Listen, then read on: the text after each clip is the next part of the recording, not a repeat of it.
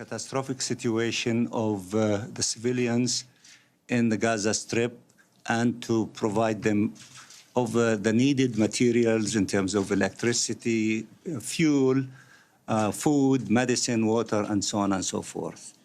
And President Abbas impressed on him the need of ending this onslaught and aggression against our people in the Gaza Strip.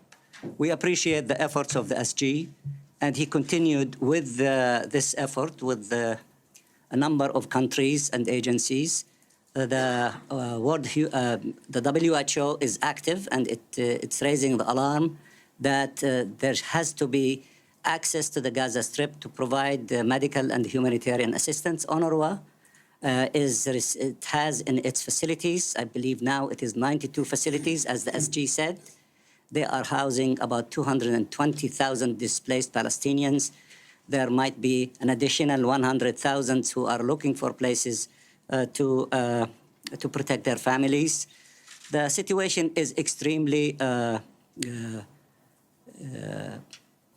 horrific against our civilian population. The destruction is beyond imagination, as you see, and you cover the situation and the story with your own, cameras. So the whole world is seeing that catastrophe that is befalling on the Palestinian people in the Gaza Strip. Of course, we appreciate the efforts also of UNRWA, who's trying to send assistance, but they cannot. Egypt and others, Jordan, and the Palestinian Authority in Ramallah, all are trying, to send assistance, but they are not succeeding so far. In addition to that, I met with the President of the Security Council about an hour ago in his chamber, and I raised with him, that this catastrophe appreciate all these efforts, and we will continue the contacts with everyone, including the Security Council, so that the international community to shoulder its responsibility in stepping to the picture and in putting an end to this onslaught against our people. But more importantly, that would require, of course, sending humanitarian assistance to the 2.3 million of Palestinians who live in the Gaza Strip. There has to be a humanitarian intervention in order to avoid a looming catastrophe and humanitarian massive crisis in the Gaza Strip. We will continue with these efforts with everyone.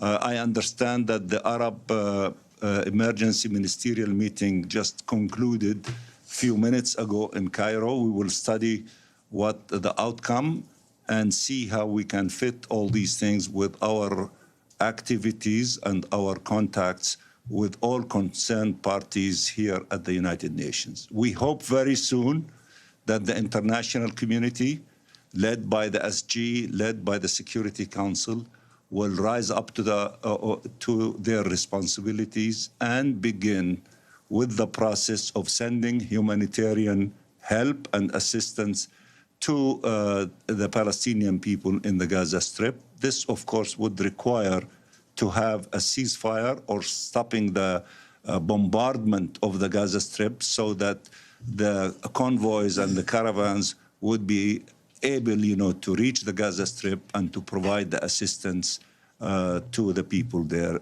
And if we succeed in this collective effort soon, it is needed, it should take place, then that would open the stage for other possibilities to deal with all other pressing issues. This is what I wanted to brief you with, and I want to thank you again for being with us. Thank you. Can we ask some questions? I gave you everything that, Well, we'd like to hear from you. Just, okay, I've been asked by UN Correspondents Association to thank you for the briefing on behalf of Valeria, who couldn't be here. My question is, first of all, have you called and have Okay, you've been listening to Riyad Mansour, the Palestinian ambassador to the United Nations. Al Jazeera's Shihab Ratansi is live at the UN. Shihab, I assume like myself, you were furiously taking notes. The headline for me is that the Palestinian ambassador is calling for a humanitarian intervention.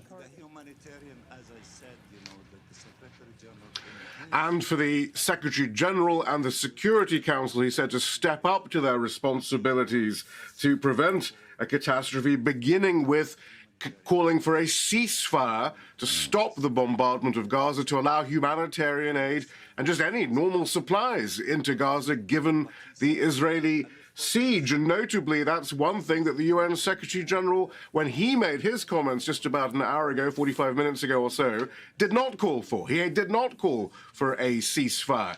He called for the immediate, for supplies of food and water to be allowed into Gaza, but he notably did not ask for a ceasefire. And in fact, the Secretary General's spokesperson was asked afterwards, why did the Secretary General not call for an immediate ceasefire? Why did he not use the moral authority of the UN Secretary General to call for an end to the bombardment of Gaza? And the Secretary General's spokesperson said, well, that's the way I read it.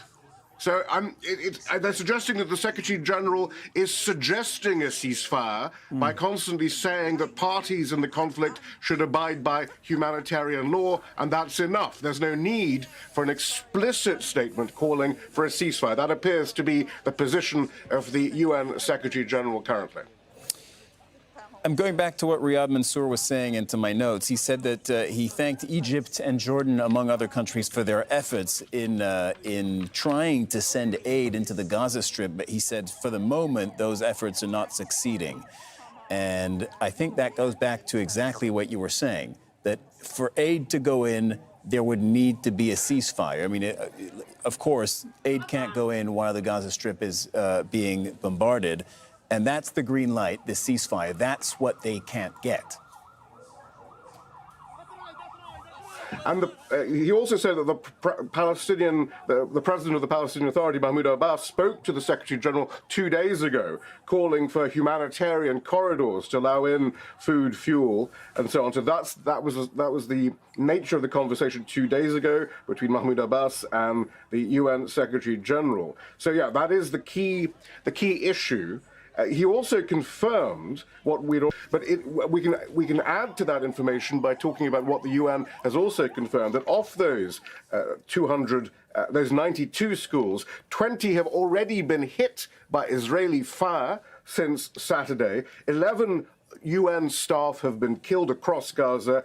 We understand that 30 students from these schools, these United Nations schools, have been killed as well. Now, just to remind, this is a feature of these Israeli bombardments of Gaza. We saw it in 2014 when scores of Palestinians and indeed 10 UN staff were killed during that bombardment.